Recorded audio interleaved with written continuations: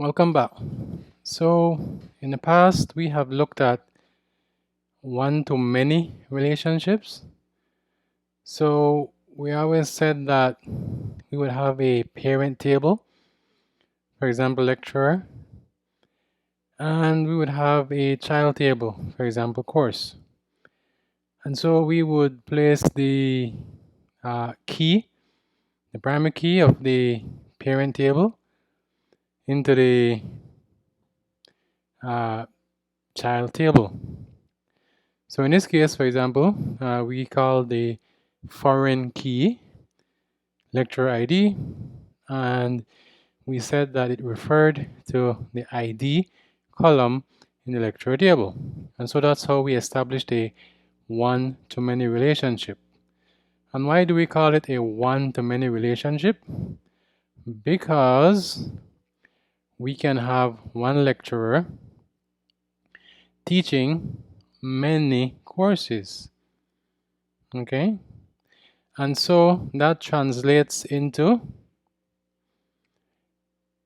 a lecturer ID, right? ID can be found many times in the child table. So notice if in the parent table, the ID can only be found once, right? ID 1, ID 2, ID 3, ID 4. But when you look at the child table, the ID of the parent can be found many times. And so that's another interpretation of a one-to-many relationship. Okay, so there's another type of common relationship which I want to look at in this lesson. And that relationship, I will use this course and student tables to illustrate. So what do I mean by a many-to-many relationship?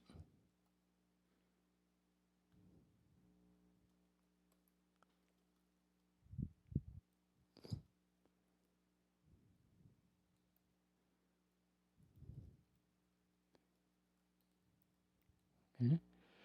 So if you think about it, a course can be taken by many students, right? So you're doing database right now. There are 40 students. So the database course is taken by 40 students. All right, so one-to-many. But when you look at it from the other perspective, a student can take many courses. They can take 6 courses. They can take 7 courses. So that's a one-to-many relationship. So from course to student, that's a one-to-many relationship. And from student to course, that's also a one-to-many relationship. So we are faced with a bit of dilemma because none of these tables are really the parent table. If we go back to our previous example, where we looked at lecturer,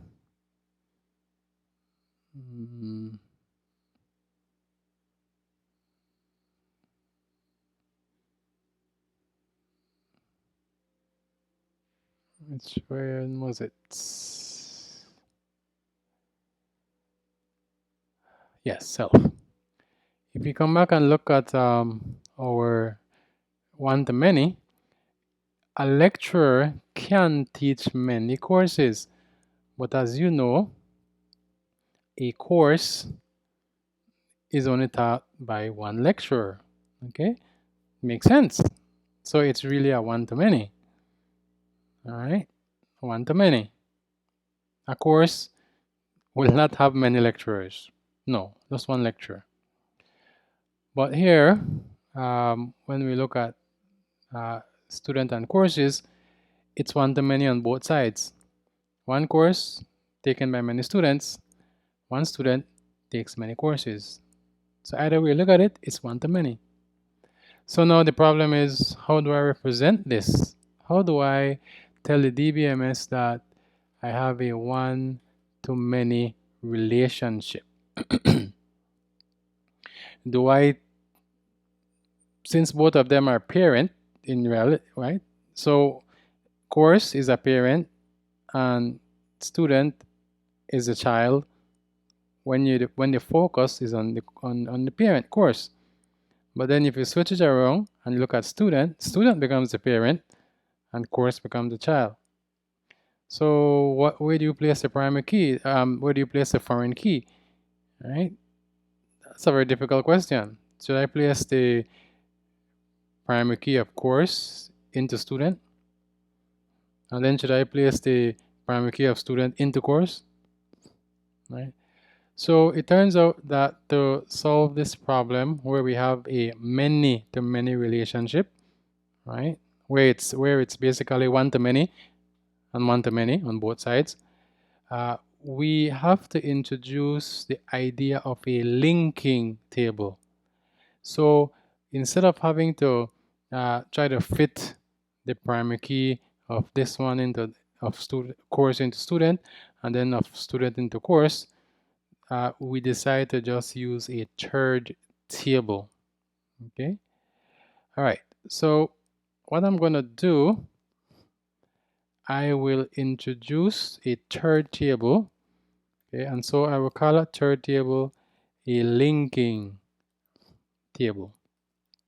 Okay, and what the linking table does, it facilitates us in getting the primary keys from both of the participating tables. And so what I'm going to do, I'm going to create this table and I'm going to give it a double name. Okay, so I'm going to say create table and I'm going to call it student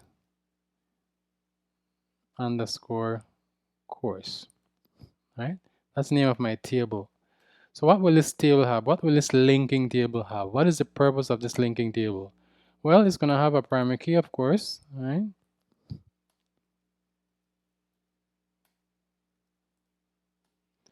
But what it will also have is going to have the primary keys from the participating tables. So we're going to call it student, right? We're going to call this one student ID. And this basically represents the primary key from the students table. And so we're just going to say, of course, it's an integer and it references student, the ID column. Okay. So in essence, if you think about it, I have now linked the student table to this table, to this student course table. So in your mind, you can imagine a line being drawn from ID in the student table and it joins student course table.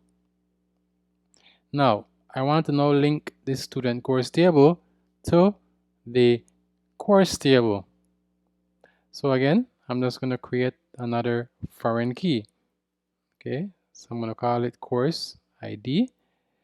And it's going to be integer, of course, and it will reference the course table and also the ID column from the course table.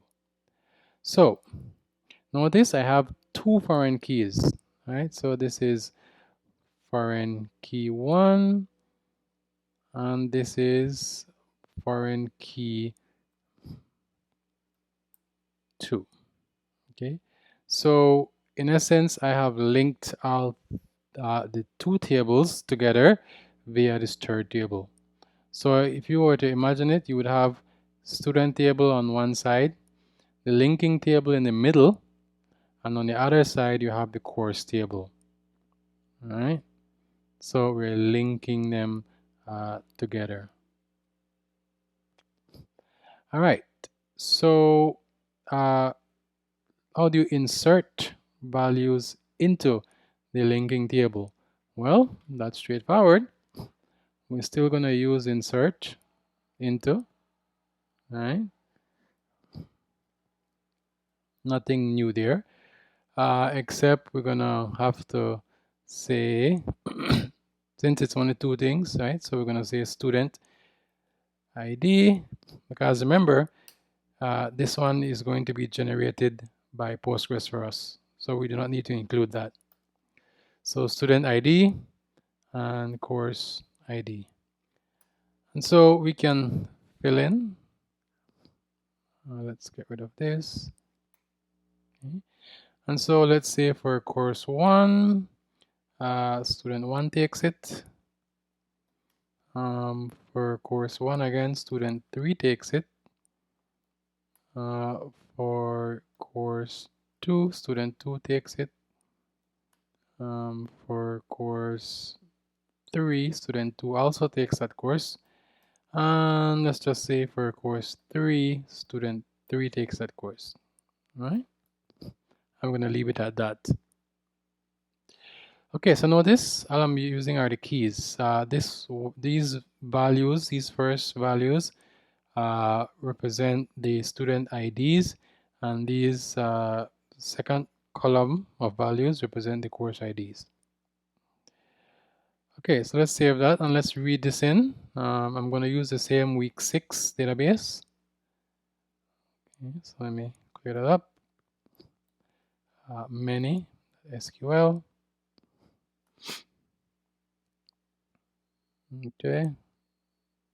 Okay. So student ID of relation student does not exist. Okay. So mistake. Let's go back. Which line is that? It's line 1. Okay, yeah, made a mistake.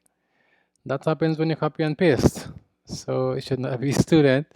It should be student underscore course. Okay. Great.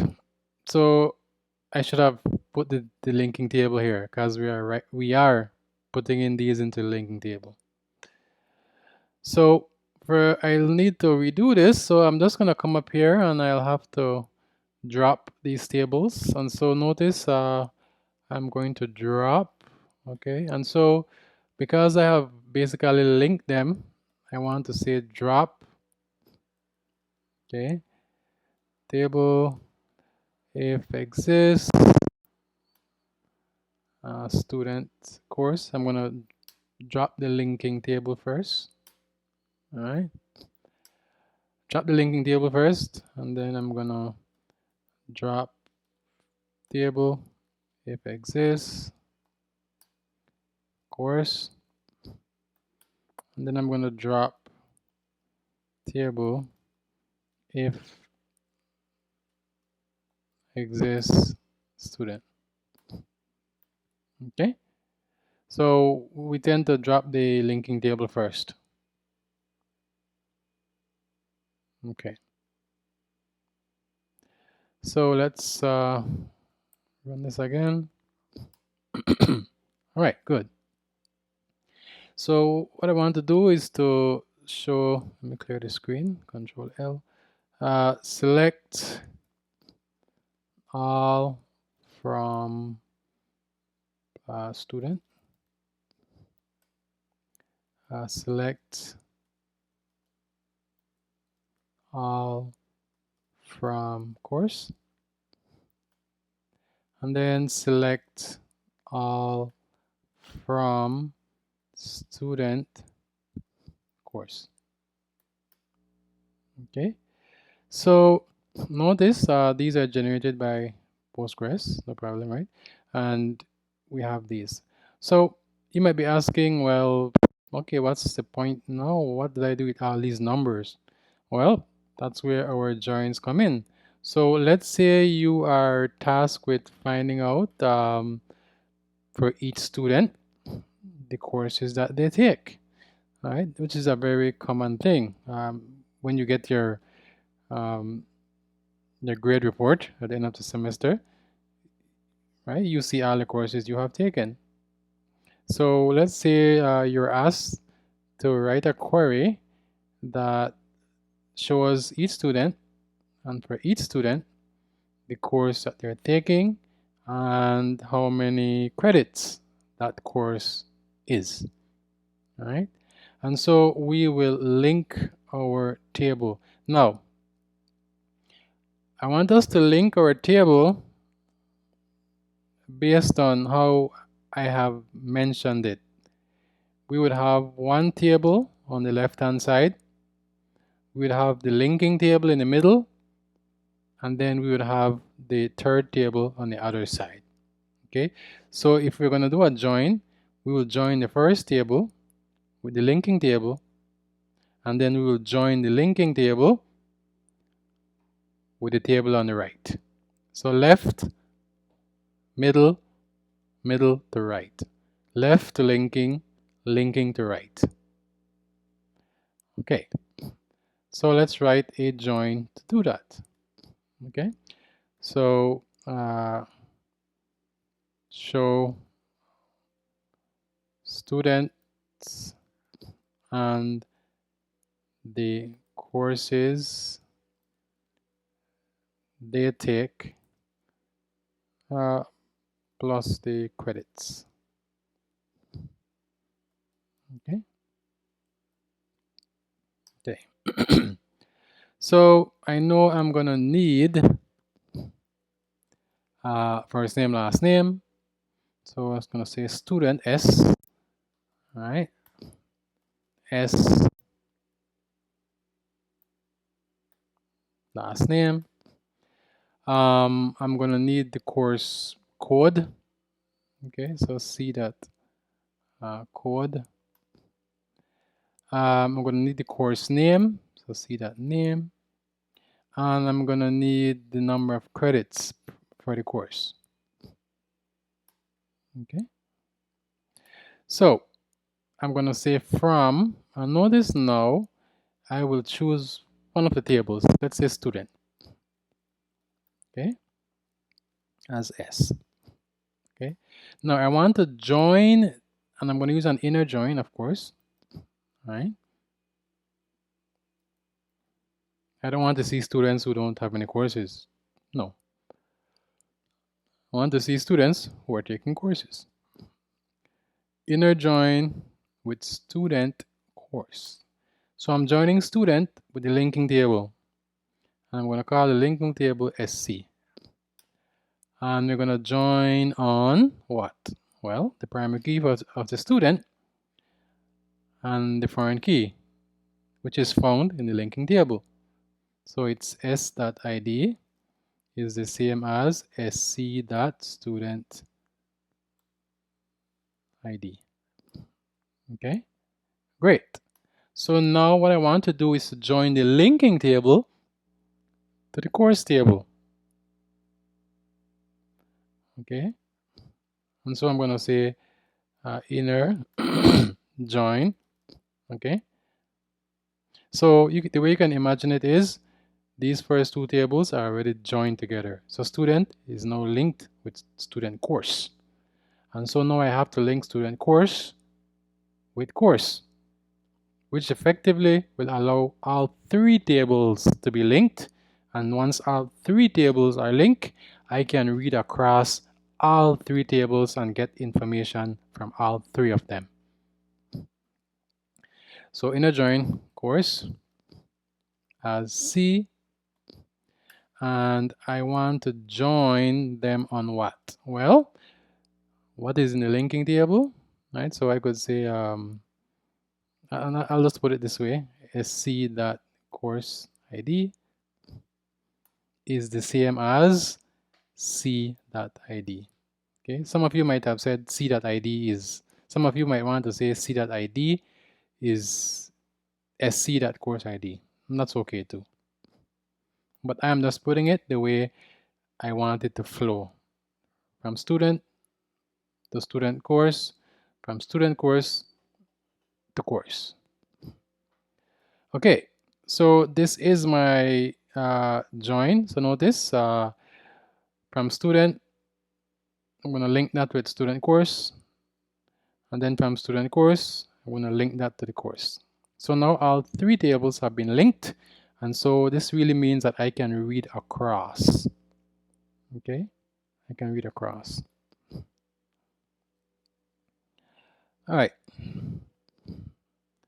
So let me run my one. Okay. So what do I have? I have first name, last name, and I am now able to see for each of those students the course they take, name of the course, and the number of credits. All right. So Jane Smith takes 2 courses, Jill Sosa takes 1, and Josh Sullivan takes 2. And right, if we look here, takes 2. All right, takes 1. And so if you recall, 2 and 3, right, where is my course? 2 is English and 3 is database. Right, so 2 is English, 3 is database. All right, so this is how we write a join when we are dealing with a many-to-many relationship. So again, we use a many-to-many relationship when we have a one-to-many on both sides. So if I look at it from course to student, it's a one-to-many. Yet if I look at it from course to student, it's also a one-to-many. So in that scenario, it's called a many-to-many. And so we have to introduce a third table, which we call a linking table. And what we do with the linking table, we simply place the primary key of each of those participating tables into that linking table.